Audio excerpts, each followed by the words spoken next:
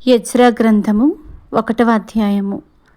పారసీక దేశపు రాజైన కోరెషు ఏలుబడిలో మొదటి సంవత్సరమందు ఇర్మియా ద్వారా పలుకబడిన తన వాక్యమును నెరవేర్చుటకై యెహోవా పారసీక దేశపు రాజైన కోరెషు మనస్సును ప్రేరేపింపగా అతడు తన రాజ్యమందంతటా చాటింపు చేయించి వ్రాతమూలముగా ఇట్లు ప్రకటన చేయించెను.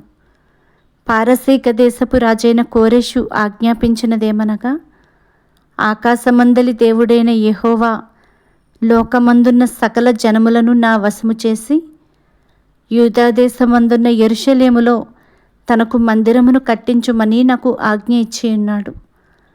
కావున మీలో ఎవరు ఆయన జనులై ఉన్నారో వారు యూదాదేశమందున్న యెరూషలేమునకు బయలుదేరి యెరూషలేములోని దేవుని మందిరమును అనగా ఇశ్రాయేలీల దేవుడైన యెహోవా మందిరమును కట్టవలెను.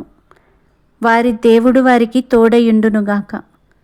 మరియు యెరూషలేములో నుండి దేవుని మందిరమును కట్టించుటకై స్వేచ్ఛార్పణనుగాక ఆయా స్థలములలోని వారు తమ యొద్ద నివసించు వారికి వెండి బంగారములను వస్తువులను పశువులను ఇచ్చి సహాయము చేయవలనని ఆజ్ఞాపించెను. అప్పుడు యూదా పెద్దలను బెన్యామీనీల పెద్దలను యాజకులను లేవీయులను ఎవరెవరి మనస్సును దేవుడు ప్రేరేపించెనో వారందరూ వారితో కూడుకొని వచ్చి యెరూషలేములో ఉండు యెహోవా మందిరమును కట్టుటకై ప్రయాణమైరి. మరియు వారి చుట్టూ ఉన్న వారందరూ స్వేచ్ఛగా అర్పించినవి గాక వెండి ఉపకరణములను బంగారును పశువులను ప్రశస్తమైన వస్తువులను ఇచ్చి వారికి సహాయము చేసిరి. మరియు నెబుకద్నెజరు యెరూషలేములో నుండి తీసుకొని వచ్చి తన దేవతల యొక్క గుడియందుంచిన యెహోవా మందిరపు ఉపకరణములను రాజైన కోరెషు బయటికి తెప్పించెను. పారసీక దేశపు రాజైన కోరెషు తన ఖజానాదారుడైన మిత్రిదాతు ద్వారా వాటిని బయటికి తెప్పించి లెక్క చేయించి యూదులకు అధిపతియగు షేష్బజ్జరు చేతికి అప్పగించెను.